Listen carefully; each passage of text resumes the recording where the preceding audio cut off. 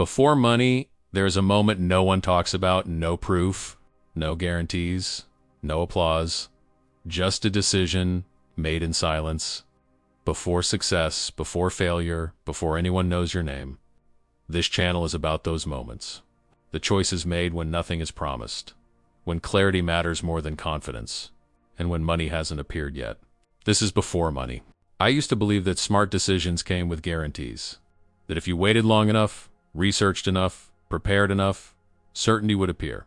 It never did. What appeared instead was time passing and nothing changing. This story begins the moment I stopped waiting for guarantees and stepped into decisions that offered only one thing: uncertainty. The first decision without guarantees didn't feel brave. It felt reckless. No clear outcome, no safety net, no reassurance from people around me. Just a quiet sense that staying still was more dangerous than moving blind. Everyone asked the same question: what if it doesn't work? No one asked what would happen if I stayed exactly where I was. That silence told me more than their advice ever could. I noticed something strange about guarantees. They never appear before important decisions, only after, rewritten as obvious in hindsight. Certainty, I realized, is a luxury of the past. So I moved forward without it, slowly, unevenly, with doubt sitting beside me like a shadow that refused to leave. But something unexpected happened. The fear didn't grow. It stabilized. Uncertainty stopped feeling like a warning. It started feeling like a signal. Every meaningful step in my life suddenly shared the same pattern. None of them came with guarantees. I began noticing how addicted people were to permission. From systems, from experts, from timing. They didn't want opportunity. They wanted confirmation. The problem was simple. By the time guarantees appear, the decision is no longer yours. It belongs to the crowd. I made another decision without clarity, then another. Each one felt like walking into fog, trusting that the ground would still exist beneath my feet. Sometimes it didn't feel solid, but it was always there. The strangest part wasn't the risk. It was the quiet, no applause, no validation, no visible progress. Just movement, without evidence it mattered. That's when I understood something unsettling. Most people don't fail because they choose wrong. They fail because they refuse to choose without guarantees. Without guarantees, time felt different. Days stopped blending together. Every choice carried weight. When outcomes aren't promised, attention sharpens. You listen harder. You notice details others ignore. Uncertainty made me present. I started seeing signs, not miracles, just patterns, small reactions from the world, subtle resistance, unexpected openings, nothing loud enough to convince anyone else, just enough to keep me moving. There were nights I replayed decisions again and again, not asking if they were right, but whether I had the courage to stand by them if they failed. That question changed everything. I realized guarantees don't reduce fear. They postpone responsibility. When something goes wrong with a guarantee, you blame the system. Without one, there's no one left to blame. That honesty was terrifying and clarifying. People around me began drifting away, not dramatically, quietly. Different decisions create different rhythms, and mismatched rhythms slowly separate people. I noticed how often certainty is used as an excuse for inaction. I'll do it when the market changes. When the timing feels right. Timing never announces itself. One decision led to another unfamiliar place. New conversations, new problems, new kinds of pressure. None of it felt stable, but it felt real. For the first time, I wasn't rehearsing explanations. I wasn't preparing justifications. I was responding to what was actually happening, not what I hoped would happen. That's when doubt changed its shape. It no longer asked, what if this fails? It asked, what if this works, and I can't go back? That question scared me more. I crossed an invisible line without realizing it. After that, returning to guaranteed thinking felt impossible. Once you act without certainty, certainty starts to feel like a cage. The next decision couldn't be tested. No trial run, no backup plan. Once made, it would rewrite the path behind me. That's how I knew it mattered. I remember the moment clearly, not because it was dramatic, but because it was ordinary. A quiet room, a simple choice, and the understanding that hesitation was no longer neutral. People assume risk feels loud. It doesn't. Real risk is silent. It feels like stepping forward while nothing pushes you from behind. After that choice, the world didn't reward me. It challenged me. Delays, complications, unanswered questions. almost as if it was testing whether I truly meant it.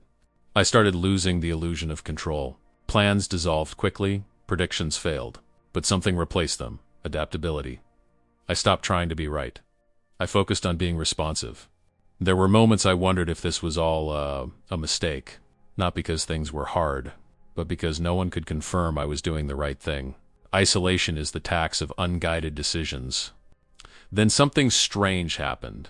The fear stopped asking for certainty. It only asked for honesty. Was I choosing growth or comfort disguised as logic? I noticed how rarely people face that question. They hide behind data, trends, expert opinions, anything to avoid owning the choice. Without guarantees, success stopped feeling like an event. It felt like alignment. Small things began working together. Not dramatically, but consistently. That's when I understood the paradox. Guarantees make you safe, but uncertainty makes you precise. And precision changes outcomes quietly. The first sign of money didn't feel like relief. It felt like temptation, a quick win, a safer pivot, an offer that promised certainty if I abandoned the path I was on. For the first time, uncertainty wasn't the problem. Certainty was. It offered comfort, validation, a story I could easily explain to others, and that made it dangerous. I hesitated longer than I want to admit, not because the decision was unclear, but because the consequences were. Choosing uncertainty again meant refusing an explanation everyone would accept. That night I didn't sleep, not from fear, from recognition. I had seen this moment before, in different forms, throughout my life. Each time I had chosen safety. This time I didn't. I let the opportunity pass. Not because it was bad, but because it required me to think like everyone else again. The aftermath was quiet. No punishment, no reward. Just the strange calm that comes after acting in alignment with yourself. Weeks passed, then months. From the outside it looked like nothing was happening. From the inside everything was reorganizing. I began trusting signals instead of guarantees. Energy, resistance, momentum. They weren't precise, but they were honest. The money appeared again differently this time. Slower, less dramatic, more fragile. And because it came without guarantees, I handled it carefully. That's when I realized something unsettling. Money doesn't test intelligence, it tests alignment. And alignment can't be outsourced. The next decision changed the size of everything. Not overnight, but permanently. More responsibility, more exposure, more ways to fail in public. Uncertainty scales faster than comfort ever does. I noticed how quickly people disappear when stakes rise. Not out of cruelty, out of self-preservation. When decisions stop offering guarantees, only conviction remains. For the first time, money felt secondary. Not because it didn't matter, but because losing alignment would cost more. That realization rewired my priorities. Pressure arrived quietly, not as panic, as constant presence. Every choice now echoed further. Mistakes became louder. Silence became heavier. I stopped asking, is this safe? I asked, is this true? Truth has a strange quality. It rarely promises comfort, but it removes confusion. There were days progress felt imaginary. Numbers moved slowly, feedback lagged, but momentum was forming beneath the surface, invisible until it wasn't. I learned that guarantees create ceilings. They define maximum upside before you even begin. Uncertainty, by contrast, leaves the ceiling undefined. The decisions became simpler, not easier. No spreadsheets to hide behind, no consensus to borrow, just judgment and ownership. When money finally stabilized, it didn't feel like victory. It felt like confirmation. Confirmation that I could move without maps and still arrive somewhere real. That's when I understood the deeper cost of guarantees. They don't just limit growth, they delay self-trust. After that, decisions stopped feeling dramatic. Not because they were easy, but because fear no longer negotiated for control. I accepted that uncertainty wasn't temporary. It was the environment. Most people wait for confidence before acting. I learned confidence is a side effect, not a prerequisite. It arrives only after you move without guarantees and survive your own doubt. I stopped asking others what they thought, not out of arrogance, but out of clarity. Advice is shaped by the risks people avoid, not the paths they've walked. The quiet became familiar. No applause, no announcements. just the steady rhythm of decisions owned fully, successes and failures included.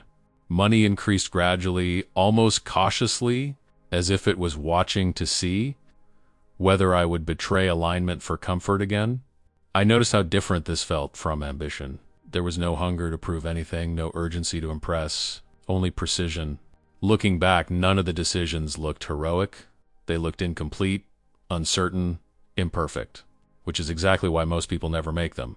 The world rewards movement more than certainty, but only if the movement is honest. Pretending confidence doesn't work. Borrowed conviction collapses. I learned that guarantees are stories we tell ourselves. To avoid standing alone with a choice, freedom begins the moment you stop needing those stories. Nothing magical happened, no final breakthrough, just a life built from decisions that didn't ask permission to exist. Before money appeared consistently, something else had already changed. I'd trusted myself, even when outcomes were unclear. That trust became leverage, not financial at first, but internal. And internal leverage compounds fastest. Most people will never understand this path. Not because it's complex, but because it offers no guarantees. And no one wants responsibility without promises. I didn't escape uncertainty. I stopped fighting it. That shift changed how every decision felt. Money eventually followed. Not dramatically, not loudly. It arrived the way alignment always does. Quietly, then consistently. Before money, there was a choice. Before results, there was responsibility. Before certainty, there was movement. This story isn't about wealth. It's about the moment you decide, without guarantees. If this story meant something to you, stay. Subscribe if you want, or don't. Inspiration is everywhere. Results aren't. I wish you one thing, that despite everything, you keep moving. Slowly, quietly, imperfectly. This channel isn't about motivation. It's about the decisions made before anything works. There will be another story. You'll find it if you don't stop.